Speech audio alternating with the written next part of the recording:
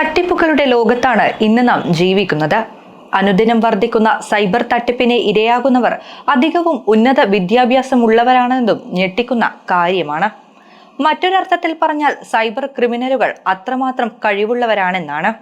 ഇപ്പോഴിതാ സൗഹൃദം സ്ഥാപിച്ചുള്ള പുതിയ തട്ടിപ്പു രീതിക്കെതിരെ ജാഗ്രത പാലിക്കണമെന്ന നിർദ്ദേശവുമായി എത്തിയിരിക്കുകയാണ് കേരള പോലീസ്.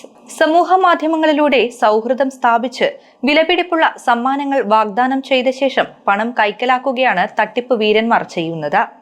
സമൂഹ മാധ്യമങ്ങളിലൂടെ പരിചയപ്പെട്ട ശേഷം ധനികരാണെന്ന് തെറ്റിദ്ധരിപ്പിച്ച് യുവതീ യുവാക്കളുടെ വിശ്വാസം നേടിയെടുത്താണ് പുതിയ തട്ടിപ്പിന് കളമൊരുക്കുന്നത്.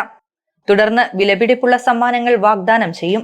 സമ്മാനത്തിന്റെയും അത് പാക്ക് ചെയ്തു വിലാസം എഴുതി വച്ചിരിക്കുന്നതിന്റെയും ഫോട്ടോ ഉൾപ്പെടെ അവർ നിങ്ങൾക്ക് അയച്ചു തരും. ഇനിയാണ് യഥാർത്ഥ തട്ടിപ്പിന്റെ തുടക്കം. കസ്റ്റംസിന്റെയോ എയർപോർട്ട് സുരക്ഷാ ഉദ്യോഗസ്ഥന്റെയോ പേരിൽ ഒരു വ്യാജ ഫോൺ കോൾ നിങ്ങളുടെ പേരിലെത്തും. നിങ്ങളുടെ പേരിൽ ലക്ഷങ്ങൾ വിലപിടിപ്പുള്ള വസ്തുക്കൾ പാർസലായി അവിടെ എത്തിയിട്ടുണ്ടെന്നും അതിന് കസ്റ്റംസ് തീരുവ അടച്ചിട്ടില്ലെന്നും തുക അടച്ചില്ലെങ്കിൽ നിയമ നടപടികൾ നേരിടേണ്ടി വരുമെന്നുമായിരിക്കും വിളിക്കുന്നവർ പറയുന്നത്. അജ്ഞാത സുഹൃത്ത് അയച്ചു നൽകിയ സമ്മാനങ്ങളുടെ മൂല്യമോർത്ത് കണ്ണു മഞ്ഞളിച്ചോ ഭയന്നോ ഒരിക്കലും പണം നൽകരുത്. ഇത് തട്ടിപ്പാണ്.